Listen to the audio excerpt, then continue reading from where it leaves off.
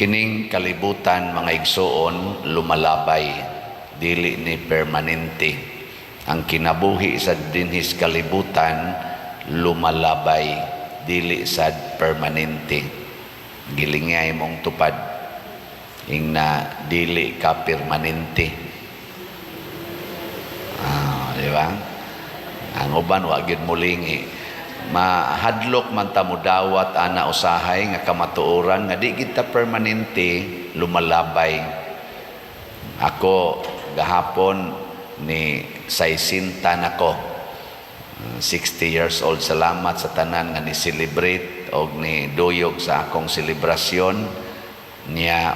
Padayon pata og sige og himo sa akong pangandoy nga mao gyud tinuod nga selebrasyon, ang pagpanghatag og mga bugas ngadtos mga 3,600 ka mga kabos, tag 5 kilo ra noon, og ang pag-repair sa mga gubaon kaing balay dinhi sa ato, mga 60 ka buok, 11 niya nanatay 7 nga na repaired niya. Kini magpadayon ni siya hangtod kanus mahuman. Ngano man tungod kay lumalabay ang kinabuhi dinhi, pero dunay nagpaabot nga hukom.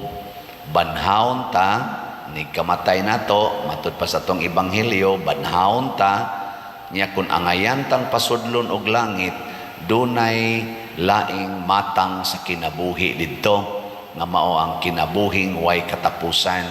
Mura na tag mga anghel din ata mga matay, pero dito na sa langit. Pero adto tas impierno, siguro kita nga mo na gitawag og kamatayong dayon, kana bang pagkawa nagyoy bili sa kinabuhi. Ngano man kay sa impierno ang kinabuhi sunugon sa kayo. Mana ilingi ay mong tupad ikaduhang lingi na gusto kang sunugon. Pangutan na gusto kang sunugon. Nabitay na istorya na ako siya, ano man ka father nga dili man ka mo paboran ng kremisyon, kanang ipakrimit ba ang patay. Nako may mangyud ilubong kay natural manggina sugo man sa nasa simbahan o niya mao man sa gibuhat sa lawas sa mga santos. Aduna hinoy-uban gipangsunog sama ni Santa Catalina, gisunog man to siya, pero gisunog ba to? Niya wa mo dukot ang kayo, mo tingal ito yung hitabo. Pero dili sila mo ay nagpakrimit. Nako, kung ang tabalaan ko din atong lawas. Yan siya, niya padir lain kay tanawon, uy nga, lain kay bation ba, nga ibutang ka dito niya, ang mga ud mo, hinahinag ka, o di mo, kalain. Ana sila. Nako niya, di kalainan nga isugba kas kayo. Nako, sige ko no, butangan ti kag-od. Madara na ni mo gwakle, pero isugba tikas kayo, ganahan ka. So di sad nako, may mo na kay patay naman sa tapader, okay ra ginang sunugon. Nako nya ini kalubong sa nimo, patay naman sa ka. Ikaos-od sa imong lawas, patay naman sa ka. Unsa may naana? So lain man gud imagine nako, o lagi kayo lagi. Kamo kuno imagine hay may mas arang-arang. Iiksa kas mga od o iiksa kas kayo. Sige.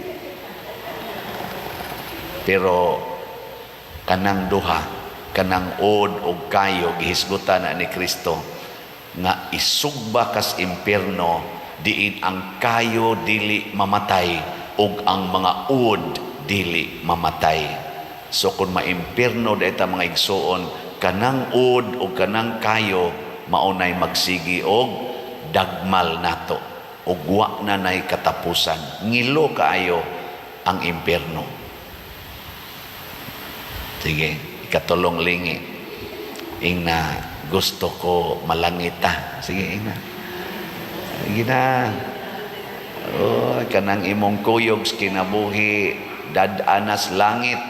Nya unsahon man pag puyo sa langit, mag-practice na ta dinhis kalibutan. Nya unsa may atong praktison ang pagkamanagsuon kay matod pa di Kristo didto sa langit wa nay minyo ay pulos na ta mga anak sa Dios. Basta mabanhaw na ta, anak na ta sa Dios, pasabot, usa na lay atong amahan, kitang tanan managsuon. Mao na dinhi sa atong misa, magsige gitag ipakita ang panag-inigsuonay. Ang sa English dili kayo clear, pero ang sa Cebuano nindot siya ba ang meaning. Kay kani manggong misa mao manggod ni ang selebrasyon dito sa langit. Nya panahon sa misa kitang tanan sa matas Ginoo managsuon. Mabitanang mo advice ko nga ayaw lang sa mo pagpangamin inig-ingon nga ipakita ang panag-inigsuonay ay sa mo nang amin-amin kay gipakita man na diha ang pagkaginikananay o pagkaanakay or pagkaapuhay o pagkaapuhan. Wa man na di man na mo'y meaning igsuon tang tanan. Nya dito sa langit mo na'y mahitabo ang mga banag asawa dito managsuon na lang. Nana, ang mga managkabit dito igsuon na lang basta malangit. Mo nagi-practice na namo kaming mga pari ug madre. Di ba among tawag sister. Mingon sa si sister, father, nagsuon na. Mura ng istorya. Di ba? Pero masipyat sad. Hitabo sang dili angay. Pero mo na, ibutang na sunahuna nga igsuon ta.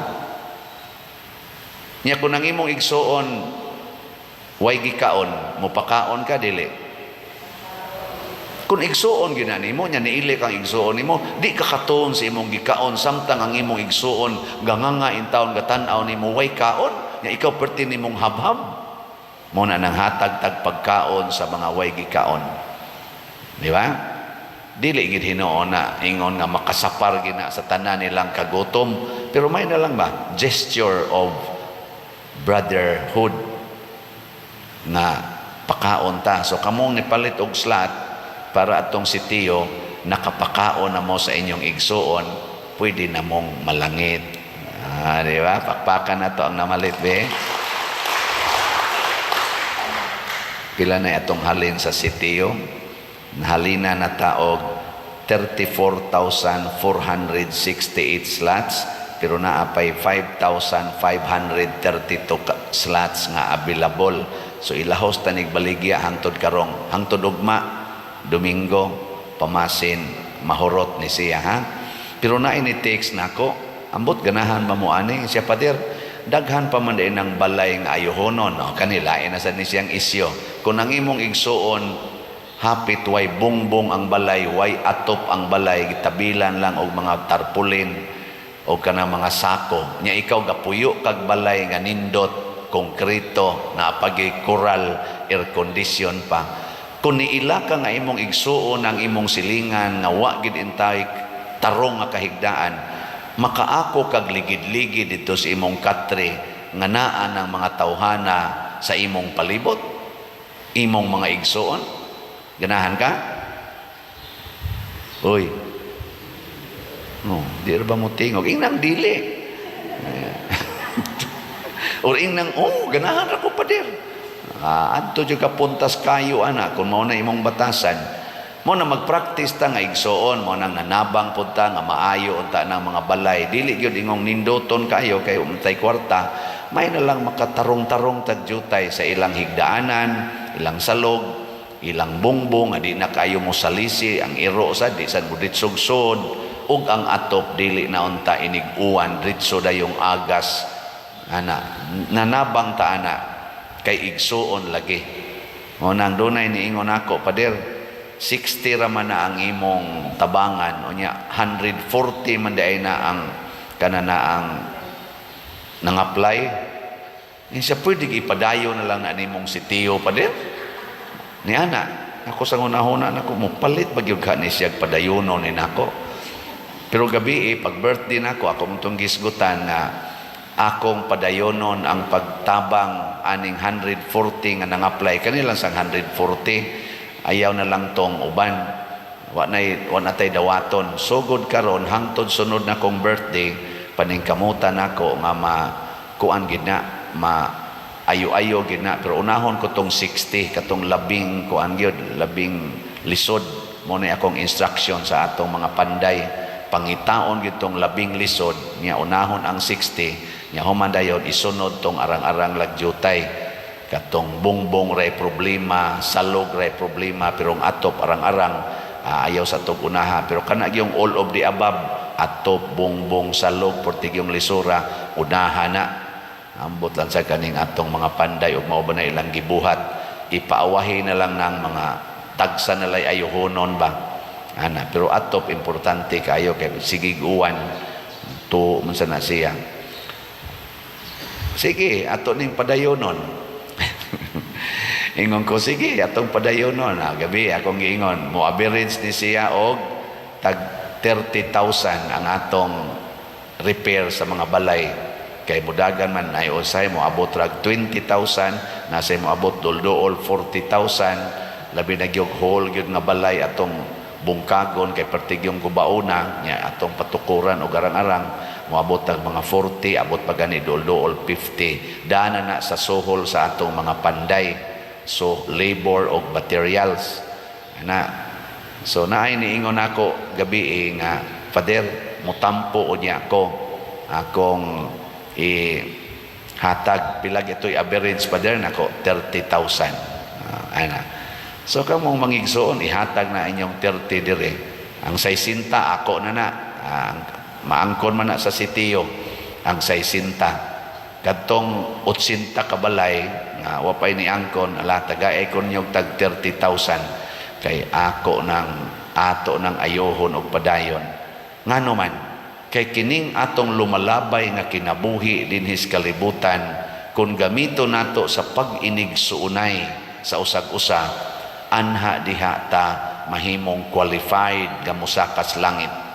Natanawas unang pagbasa si Antioco, hari siya, ang iyang gibuhat siging kanang iyang sulngon o iyang buntugon ang iyang mga kaaway, panguhaon pagid niya ang ilang mga bahandi, niabot yung panahon nga gikontra siya sa Ginoo, ang iyang mga gipangsulong wa na siya kapildi, sige na siya kapildi, mismo ang Jerusalem, ang mga Hudiyo nakapildi na niya, purti niyang guula, hapit na siya mamatay niya, naghunahuna siya nganong naingon ani mani, nakaamgo din siya tungod ay ni sa akong pagpanamastamas sa templo sa Ginoo ug sa way igong hinungdan gipamatay nako ang mga tao.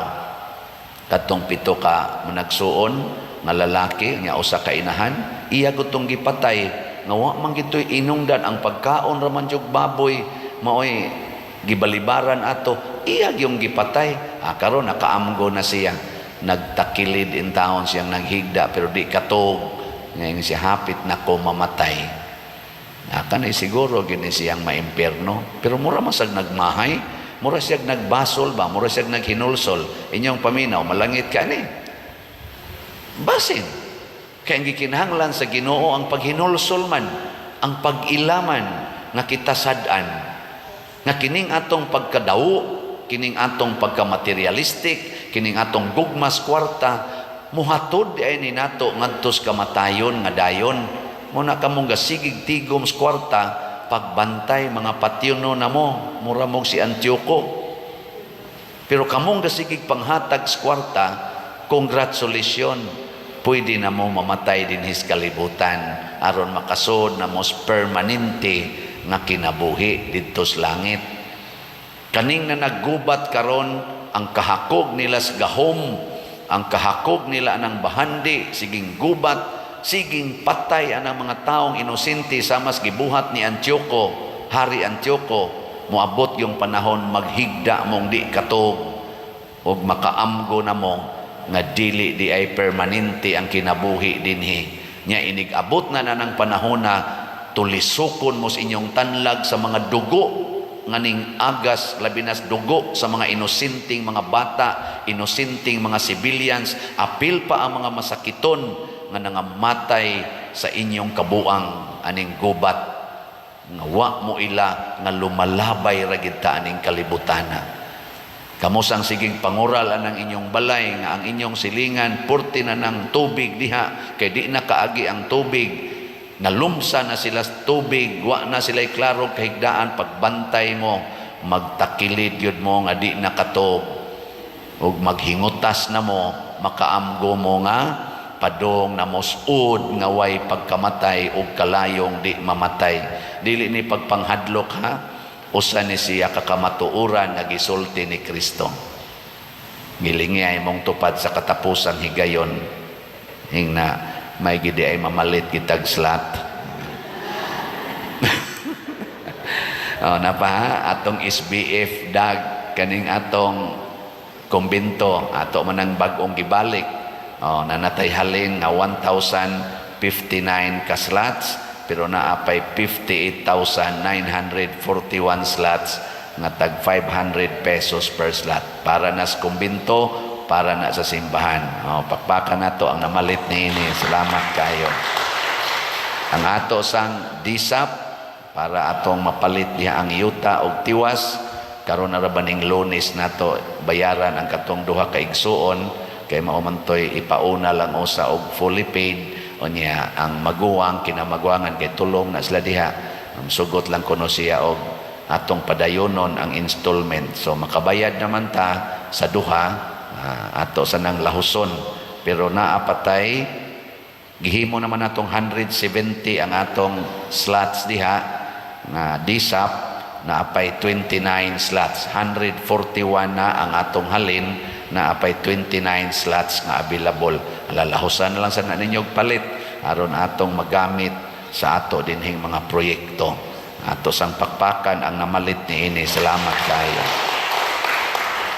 So kining tanan mga igsuon nga atong gibuhat, way laing tumong aron mapakita ang atong panag-inigsuunay. Unsa may makaguba sa pagkamanagsuon, ang ato gyung paghigugma aning kinabuhia nga lumalabay, ug ang paghigugma aning mga bahandi ug mga butang nga lumalabay sama ng kwarta.